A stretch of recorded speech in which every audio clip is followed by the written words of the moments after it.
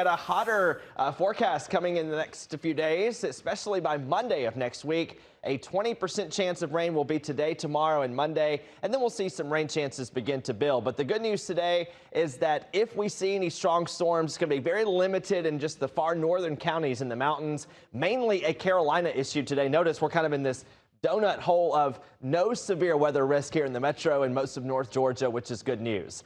On Futurecast this afternoon, notice by 1 p.m. a few showers in and around Helen, Georgia, up into the mountains of western North Carolina, and a couple other downpours briefly possible throughout the afternoon. But we have a different setup today, and that's going to mean not nearly as active of a day as we saw yesterday and on Thursday. 5 p.m. today, still notice that Georgia-South Carolina border seeing the best chance to see some sustained, longer-lasting type storms out there. And again, a few could persist into the early evening hours across the Georgia mountains as well. Thankfully, radar this morning is nice and clear. We see some storms well to the west and some storms offshore the Carolinas, but overall, we're going to be enjoying a nice rest of the morning with limited rain coverage into the afternoon. It's a Braves on Gray day next Friday. Hot and humid weather certainly with us, and I do think we'll have some scattered storms back in the forecast by then, mainly between 2 and 8 o'clock, typical of a summer afternoon. Notice that's the part of the forecast where we'll see a little bit more active weather. Until then,